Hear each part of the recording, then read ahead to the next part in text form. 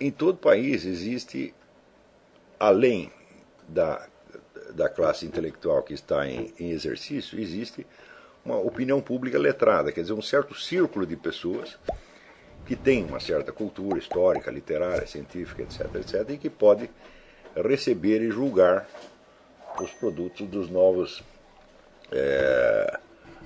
escritores, filósofos, etc., etc. No Brasil, isso não existe mais. Isso foi abolido. Há pelo menos 40 anos isso desapareceu. Você não tem um público letrado ao qual você possa se dirigir. E, pior ainda, o topo, a parte, digamos, superior desse público, que seria o círculo dos intelectuais, propriamente dito, ele, a rigor também não existe. O que existe é o seguinte, é um grupo ativista, militante, que, vamos dizer, através do processo conhecido como a Revolução Cultural Gramsciana, foi ocupando espaço, esse é um termo técnico deles, ocupar espaço, foi ocupando espaço em todas as universidades, as instituições de cultura, etc., etc., e desempenhando perante o público geral um papel que simula o da classe letrada. Ou seja, a classe letrada é o conjunto de pessoas que, por ter cultura, por ter informação, está mais ou menos habilitada a separar o que faz sentido do que não faz sentido, né? E criar, mediante essa seleção, uma espécie de senso comum, né, superior. É o senso comum superior da sociedade. Como esta turma militante ocupou todos os espaços, hoje ela desempenha perante o público o papel dessa classe letrada superior. Só que ela não é letrada, ela não é preparada. Aquilo é um bando de ignorantes. Tá certo? No entanto, para, vamos dizer, quem é mais inculto ainda do que eles, para o público em geral, para o estudante que chega na universidade, esse círculo de indivíduos tem, vamos dizer, desempenha a autoridade que seria a da classe letrada. Tá certo? E isso criou uma situação muito específica, muito peculiar no Brasil, tá certo? Onde as opiniões desse grupo de ignorantes elas funcionam para a população como se fosse, vamos dizer, a própria cultura, a expressão da cultura superior. Só que essa cultura superior não existe mais. Eu não estou brincando com essa coisa, não é uma maneira de dizer, não é um insulto, é uma descrição objetiva de um estado de coisas.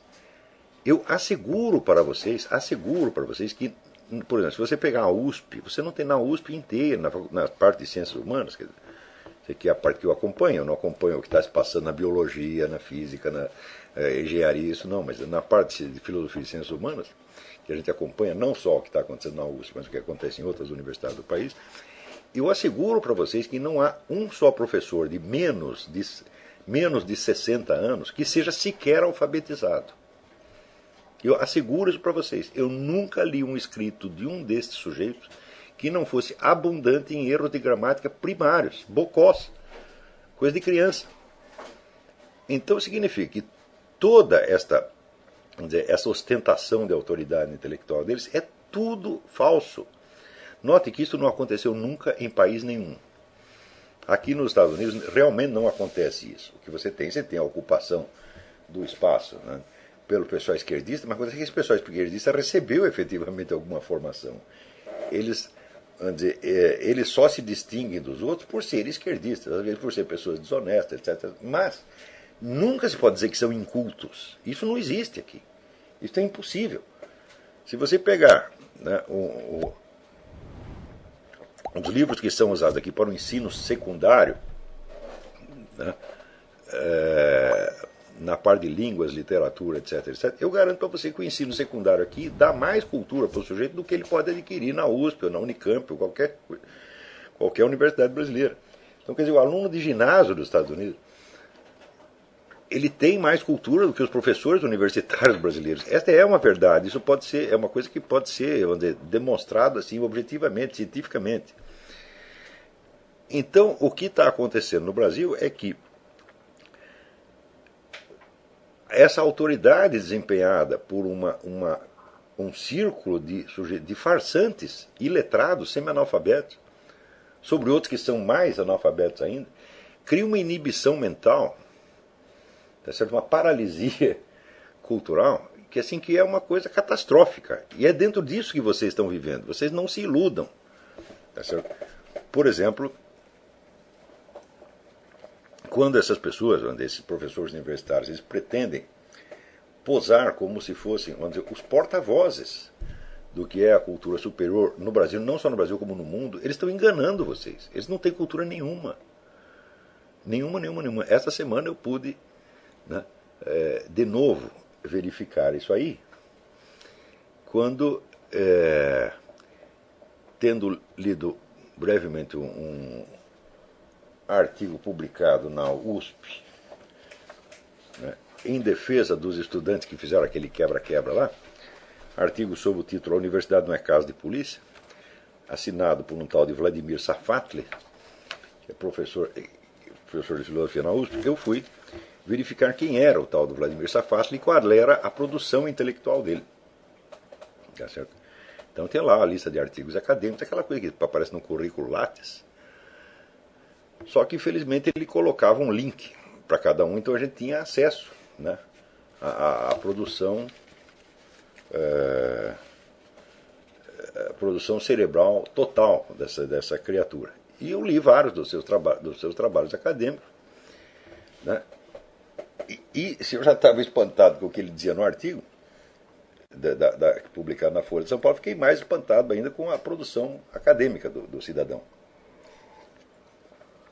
Onde o uso, vamos dizer, do vocabulário usual, digamos, da escola de Frankfurt somada aí, ó, Jacques Lacan e mais meia dúzia de outros, dava um ar de refinamento intelectual para a coisa, coexistindo, sim, com erros de gramática brutais, tá certo? E com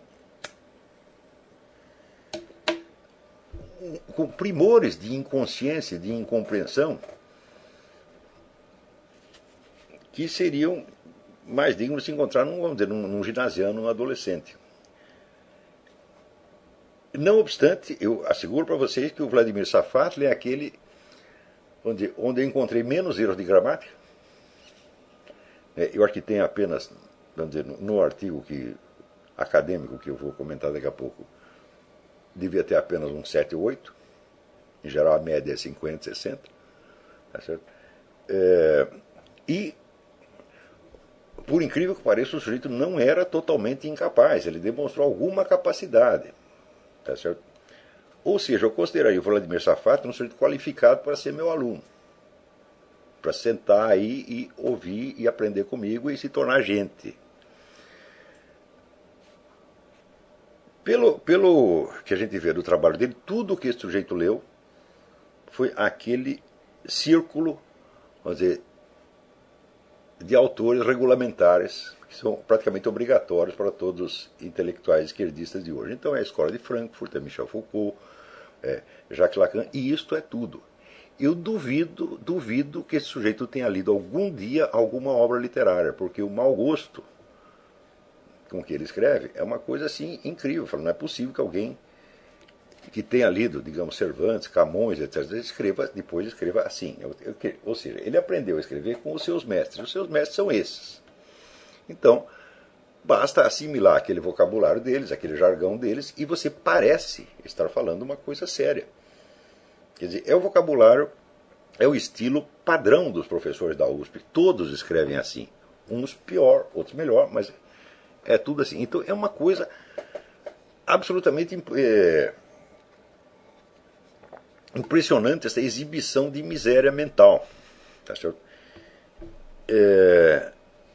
Eu vou tomar aqui a liberdade de ler para vocês as observações que eu fiz a respeito e que eu pretendo publicar depois no Diário do Comércio. Mas como é um artigo longo que vai ter que ser subdividido, então provavelmente isso ainda vai levar algum tempo para que chegue ao Diário do Comércio, mas eu quero que vocês tomem conhecimento disso antes.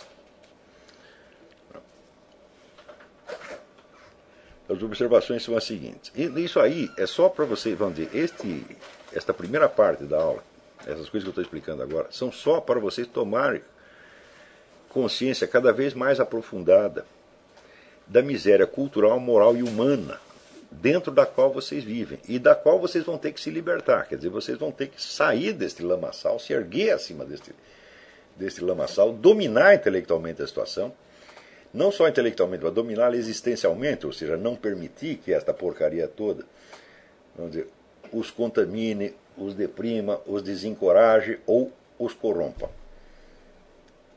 O maior problema para vocês é o da constituição da sua personalidade moral e intelectual. Sem isto vocês não vão aguentar, vocês vão se corromper e vocês vão virar, quando chegar, vamos dizer, aos 40 anos, vocês vão estar tão medíocres quanto esta gente. Isto se não realizarem o prodígio, tá certo, de se tornarem ainda pior do que eles, logo em 1 ou 2 anos. Como aconteceu com vários alunos meus que passaram 2 ou 3 meses de concurso e saíram dando palpite por aí. Tá certo? Então, naquela época em que isso acontecia, eu sempre avisava a pessoa, falava, olha, eu não tenho alunos, eu só tenho público. Porque aluno é o sujeito que segue o seu ensinamento, aprende com você durante 5, 10, 15, 20 anos. Isso é normal em filosofia. Quer dizer, quando você pega um professor para você aprender com ele, você vai segui-lo a vida inteira. Você está entendendo? E depois você vai continuar o que ele fez num nível maior, às vezes até contestando, corrigindo vários pontos dele. Isso é um aprendizado normal, como Aristóteles depois segue Platão durante 20 anos e depois o corrige. Isso é inteiramente, isso é o que é o normal em filosofia. Agora, o sujeito que assiste a algumas aulas, ele não é um aluno, ele é um público apenas.